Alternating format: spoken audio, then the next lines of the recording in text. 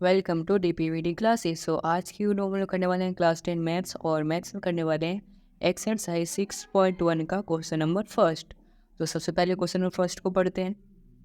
Fill in the blanks using the correct word given in the brackets. तो बच्चों यहाँ पर जो हमें ये ब्लैंक्स गिवन है इसमें हमें फिल करना है ये जो ब्रैकेट्स के अंदर हमें वर्ड्स गिवन है इसको। ठीक है बच्चों, उससे पहले क्या देखो, ऑल सर्कल्स आर, जितने भी सर्कल है वो क्या है, कॉन्ग्रेंट है या सिमिलर है। जैसे कि मान लो मेरा एक दोस्त है राहुल, उसने एक सर्कल बनाया 2 सेंटीमीटर का। ठीक है, एक हूँ मैंने सर्कल बनाया 3 सेंटीमीटर का। ठीक है, तो कॉन्ग्रेंट क्या होता है, कॉन्ग्रेंट जिसमें कि शेप भी सेम हो और साइज भी सेम हो। कॉन्ग्रेंट क्या होता है, जिसमें कि शेप भी सेम हो और साइज भी सेम हो। यहाँ पर देखो तो शेप तो सेम है कि सर्कल है, बट साइज राहुल का 2 है, मेरा 3 है, मेरा बड़ा है, यानी कि साइज अलग हो गया। तो साइज अलग होने के कारण कॉन्ग्रेंट तो हुआ नहीं हमारा सर्कल, तो क्या हो गया, सिमिलर हो गया। यानी कि सिमिलर तो है बट कॉन्ग्रेंट नहीं है, तो हम क्या लिख सकते हैं यहाँ पर, सिमिलर।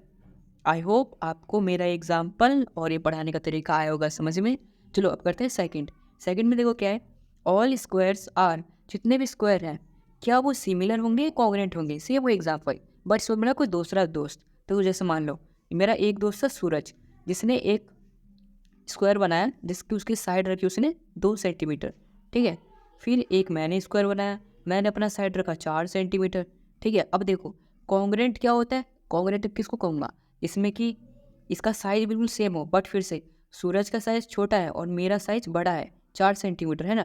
सूरज का फिगर 2 सेंटीमीटर, मेरा 4 सेंटीमीटर, तो यहाँ पे मेरा फिर से बड़ा है, तो इसीलिए कॉन्ग्रेंट तो हुआ नहीं, बट ये सिमिलर है। कैसे सिमिलर है, ये एक स्क्वायर है तो मेरा भी स्क्वायर ही है, तो यहाँ पर भी क्या आ जाएगा, सिमिलर। ठीक है बच्चों, ये आ गया मेरे पास नया पेज थर्ड पार्ट करने के लिए। थर्ड में वो क्या गिवन है, all dash triangles are similar, यानी कि कौन से ट्रायंगल सिमिलर होंगे, आइसोस्केलस वाला या इक्विलेटरल वाला। देखो सिमिलर क्या होता है, जिसमें कि जैसे कि मैंने आप ऑलरेडी इक्विलेटरल वाला ड्रॉ किया है। सिमिलर क्या होता है, जिसमें कि उसका रेशो बन जाए। जैसे मान लो ये 2 है तो ये 4 होगा, अगर ये 4 है तो ये 8 हो जाएगा, अगर ये 3 है तो ये 6 हो जाएगा। इस तरीके से सबका रेशो बन जाएगा। तो ये किस में पॉसिबल है, सिर्फ इक्विलेटरल में ही पॉसिबल है। यानी कि सिमिलर कौन हो सकता है, सिमिलर सिर्फ इक्विलेटरल ही हो सकता है। तो हम यहाँ पे क्या लिख देंगे, इक्विलेटरल, यानी कि इक्विलेटरल ट्रायंगल में ही वो चीज़ है जो वो सिमिलर हो सकता है, आइसोस्केलस में नहीं है। तो यहाँ पर इक्विलेटरल आ जाएगा। अब फोर्थ क्या है, फोर्थ में 2 पार्ट है देखो बच्चों, तो मैं थोड़ा कॉपी कर लेता हूँ ऊपर। ठीक है, फोर्थ में हमारे पास 2 पार्ट। पहला पार्ट क्या बोलते हैं, पहले समझते हैं। 2 polygons of same number of sides are similar.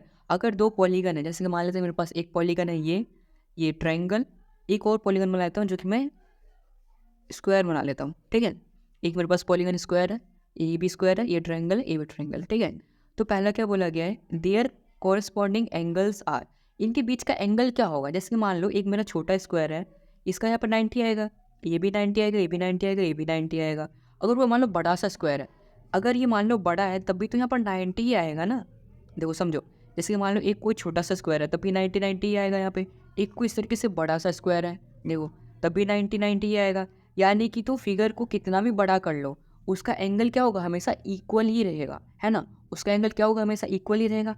तो इन दोनों में से यहाँ पे क्या आ जाएगा, यानी कि एंगल्स क्या होगा, हमेशा इक्वल, यानी उसका एंगल जो है हमेशा इक्वल ही होगा। और बी पार्ट क्या है, देयर कॉरस्पॉन्डिंग साइड्स। अब साइड का क्या होगा, देखो जैसे कि मान लो ये मेरा सेम ही स्क्वायर वाला एग्जाम्पल, जैसे मान लो यहाँ पर ये 2 था और मान लो यहाँ पर ये 4 हो गया, यानी कि छोटे वाले स्क्वायर का साइड 2 था और ये जो बड़ा वाला स्क्वायर है इसका साइड 4 है, तो 2 से 4 हो गया। तो ये इसका रेशो बन सकता है ना, देखो 2/4 क्या हो जाएगा, 1/2, यानी कि इसका प्रोपोर्शन कितना आ गया, 1/2 आ गया। अब इसको इस वाले ट्रायंगल समझा तो आपको और ज़्यादा इजीली समझ आएगा। देखो इस वाले यहाँ पर ये 2 था और ये 4 था, तो 2/4 कितना हो जाएगा, 1/2। यहाँ पर 3 और 6 है तो 3/6 क्या हो जाएगा, 1/2। यहाँ पे 4 और 8 है तो 4/8 क्या हो जाएगा, 1/2। यानी कि 1/2 1/2 1/2, यानी कि रेशो तो दोनों का सेम ही है, प्रोपोर्शन तो सेम ही है। यानी कि साइड का जो देखा जाए वो प्रोपोर्शन सेम होता है और एंगल्स में देखा जाए तो इक्वल होता है। तो यहाँ पे क्या आ जाएगा, प्रोपोर्शनल, यानी कि साइड क्या होगा, प्रोपोर्शनल होगा। ठीक है बच्चों, तो आई होप आपको पास कोई भी कन्फ्यूज़न नहीं होगा। अगर है तो इस वीडियो को एक बार दोबारा देख लो। ठीक है, आपको थोड़ा सा डाउट होगा वो हो जाएगा क्लियर। ठीक है बच्चों, तो आई होप आपको एक्सरसाइज 6.1 का क्वेश्चन नंबर फर्स्ट आया होगा बिल्कुल अच्छे से समझ में आया है। तो इस वीडियो को लाइक कर देना, चैनल को सब्सक्राइब कर देना और इस वीडियो को अपने दोस्तों के साथ भी जरूर शेयर कर देना। And thanks for watching this video.